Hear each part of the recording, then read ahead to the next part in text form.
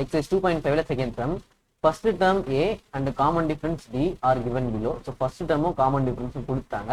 Find the corresponding AP. இப்போ AP ன்றதை கண்டுபிடிக்க சொல்றாங்க. So first நம்ம மூணு term கண்டுபிடிச்சா போதும். So first term வந்து A, ரெண்டாவது வந்து A plus D, மூணாவது வந்து A plus 2D, கமா போட்டுட்டு and so on போட்டுட்டுங்க, மூணு புள்ளி வச்சிருங்க. ஓகேவா? Fine. So first subdivision A is equal to 5, D is equal to 6. So இதுல substitute பண்ணுங்க. 5, 5 plus 6, 5 plus 2 into 6, and so on. அப்படின்றது இந்த மூணு புள்ளி வச்சிருக்கோம் நம்ம. சரியா? Fine. So 5, 5 plus 6 வந்து 11. Then 2 6 are 12. 12 plus 5, 17. And so on. அப்படின்றது போட்டுடலாம். Okay. Next second subdivision. A is equal to 7. D is equal to minus 5. இதுதான் கொடுத்துருக்காங்க. So again 7, 7 minus 5. Then 7 plus 2 into minus 5. ஓகேவா? See, நான் இங்க வந்து என்ன பண்ணியிருக்கேன், A plus D ன்னு எடுத்துக்கோம். கரெக்டா? A plus D ன்ற Dன்றது minus 5. ஸோ நான் டைரக்டா minus 5ன்றதை போட்டுட்டேன்.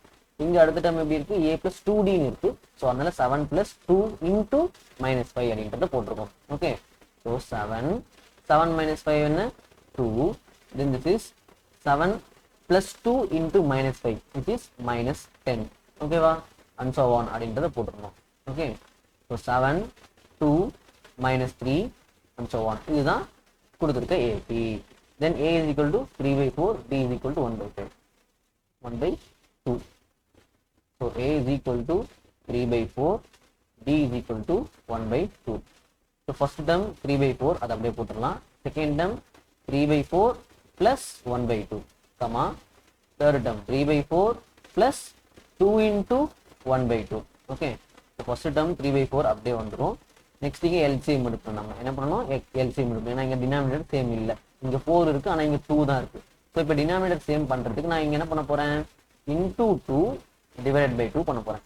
ஸோ டிவைடட் பை 2 பண்ணால் என்ன ஆச்சு, இந்த இடத்துல 4 ஆயிடுச்சா, இங்கே இன்டூ பண்ணால் என்ன ஆகும், 2ன்னு வந்துடும். ஸோ அப்போ நியூமரேட்டர் என்ன, 3 plus 2 divided by 4. And then இங்கே என்ன இருக்குது, இந்த 2 கேன்சல் பண்ணிடலாமா, கேன்சல் பண்ணால் என்ன ஆகும், 3/4 plus 1.